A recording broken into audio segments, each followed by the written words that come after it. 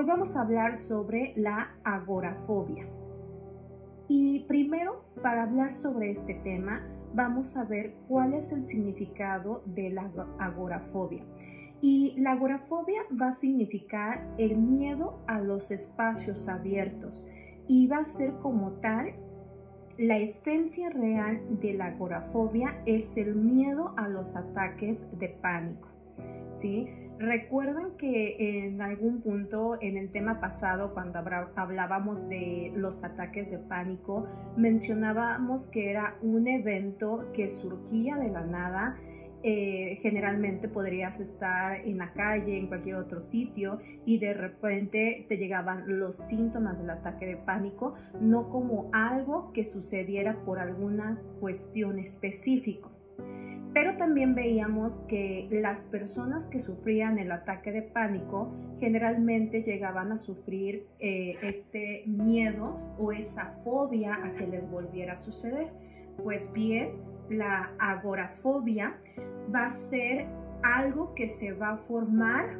muy posiblemente, bueno, la mayoría de los casos, después de haber sufrido un ataque de pánico, ya que las personas van asociando el evento donde llegaron a tener esos ataques y entonces ahora ellos no quieren estar en situaciones similares. Vamos a entender que este trastorno, quien lo padece,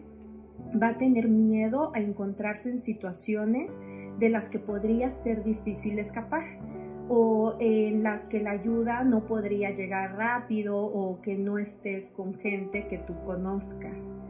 Entonces, generalmente las personas llegan a evitar los supermercados, las autopistas,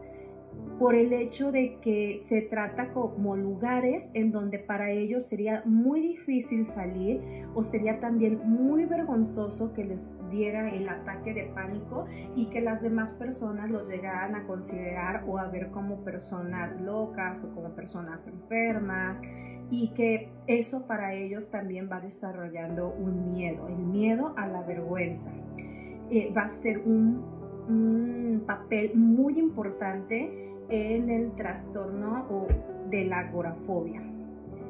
Y hay que entender que la mayoría de los agorafóbicos temen no solo padecer ataques de pánico, sino también lo que las otras personas pudieran llegar a pensar de ellos cuando se encuentren en ese evento. Así que es por eso que ellos van a evitar muchos escenarios en donde se sientan observados, vistos, evaluados, o bien donde estén en lugares cerrados o donde para ellos sea difícil escapar.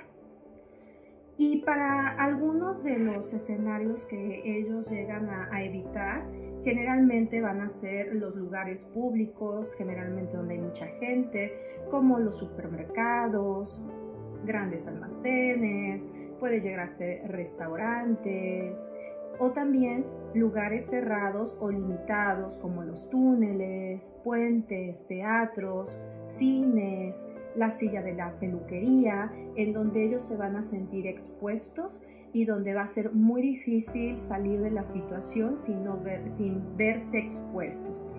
También así como los transportes públicos como trenes, autobuses, metros o incluso aviones. También en algunos casos llega a presentarse cuando están en una fila o en medio de una multitud, o bien cuando se encuentran solos en casa, porque les llega este temor de que si ellos llegaran a padecer ahí un ataque de pánico o los síntomas que padecieron en el ataque de pánico, no haya nadie que los pueda auxiliar. Y recuerden que una de las características, sobre todo en el más extremo del ataque de pánico, pues es el miedo a morir o el miedo a volverse loco. Entonces, cuando la persona se encuentra completamente solo en su casa, pues entonces es el miedo a no poder recibir ayuda a tiempo y que puedan llegar a fallecer, o ese miedo de volverse locos y que no haya nadie que los pueda auxiliar. Incluso en casos más extremos, pues ellos dicen miedo también a lastimarse por los síntomas que tienen y que ellos van sintiendo que no tienen ese control. Y tal vez, si analizamos todo esto, la característica más común de la agorafobia va a ser la ansiedad por estar lejos de casa o de una persona de confianza. ¿Por qué? Porque para ellos estar en casa es un lugar que ellos ya conocen, eso les baja su ansiedad, sus niveles de ansiedad, y el hecho de que esté ahí cerca una persona que para ellos es conocida, es de confianza, como puede ser el esposo, la esposa, parejas, los papás, alguien con quien ellos sienten ese apego primario, en donde tienen la confianza para poder buscar la ayuda, o que esas personas ya saben que esta persona sufre de esos ataques y que también saben cómo reaccionar o cómo controlarlos. Entonces, cuando ellos no se encuentran con personas similares o personas de su confianza, ellos se sienten expuestos, se sienten muy vulnerables. Y también esto va a hacer que se vaya definiendo por diferentes tipos de gravedad, en donde va a ser como primero la agorafobia en un sentido leve, en donde la persona, si bien va a sentir esos niveles altos de ansiedad al momento en que tenga que salir de su casa, como ir a trabajar, ir a comprar el mandado, su despensa,